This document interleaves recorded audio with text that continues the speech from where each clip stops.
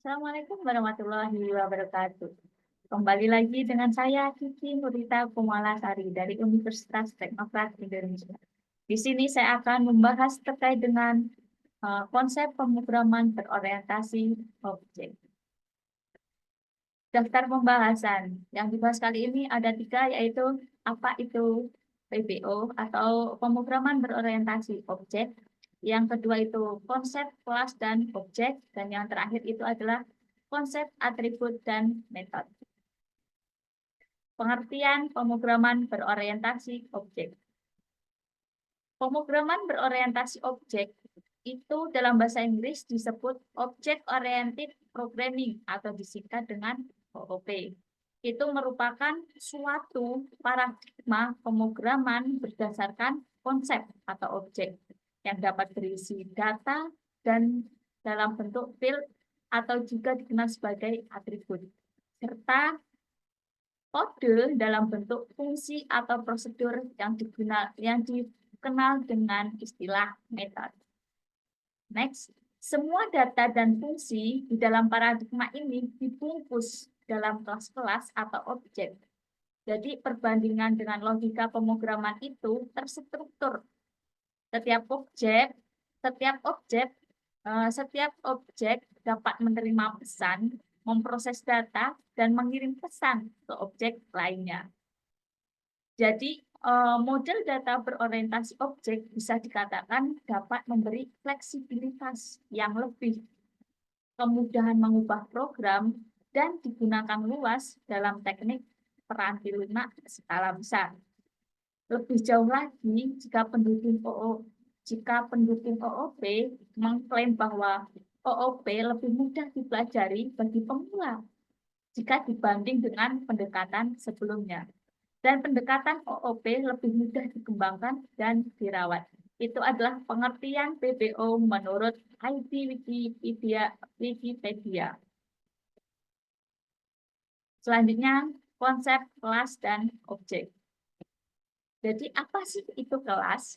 Jadi kelas itu adalah cetak biru atau blueprint atau template dari objek. Dan kelas hanya dipakai untuk membuat kerangka dasar yang instansiasinya itu menggunakan objek.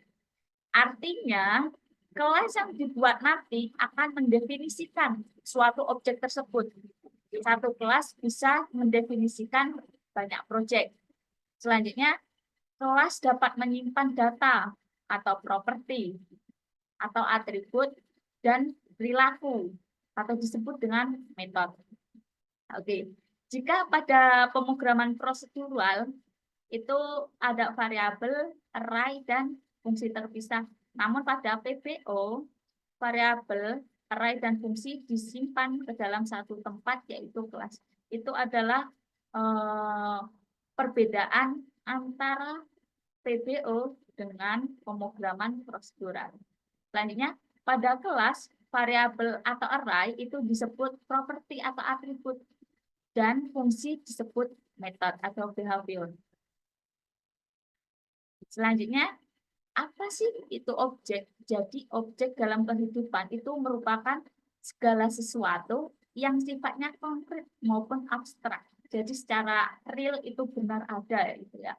Nah, selanjutnya objek konkret ini adalah segala sesuatu yang nyata atau yang real, gitu ya. Konkret itu yang benar-benar ada. Selanjutnya, objek abstrak itu adalah segala sesuatu yang ada bukan secara fisik dan bisa dirasakan. Ini merupakan kebalikannya dari konkret tersebut.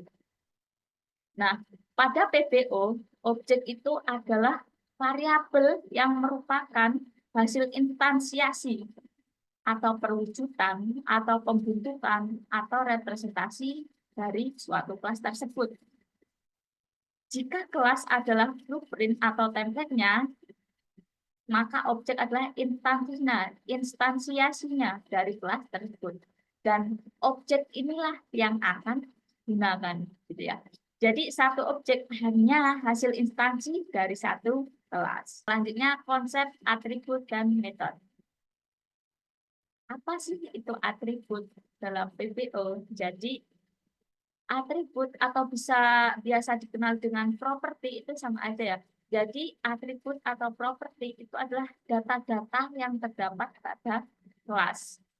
Nilai dari properti bisa diisi dan diubah setelah instansiasi objek dari kelas.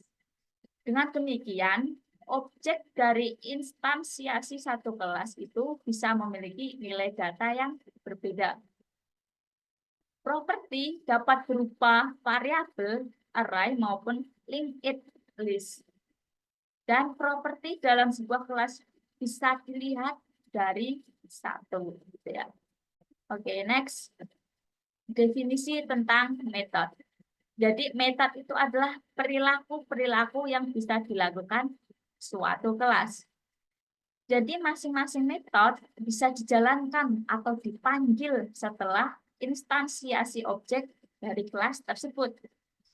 Metode pada suatu kelas dapat berupa metode void atau yang sering disebut dengan tidak mengembalikan nilai dan metode return atau mengembalikan nilai gitu ya. Oke. Metode pada suatu kelas dapat menampung parameter ataupun tidak. Yang terakhir, metode dalam sebuah kelas bisa lebih dari satu. Analogi kelas dan objek sama seperti yang tadi. Untuk analogi atribut dan metode. Ini. Untuk kelasnya itu ada mobil. Nah, atributnya itu ada warna cat, warna seperti warna merah tadi, warna abu-abu, warna hitam, dan lain sebagainya. Itu disebut dengan atribut.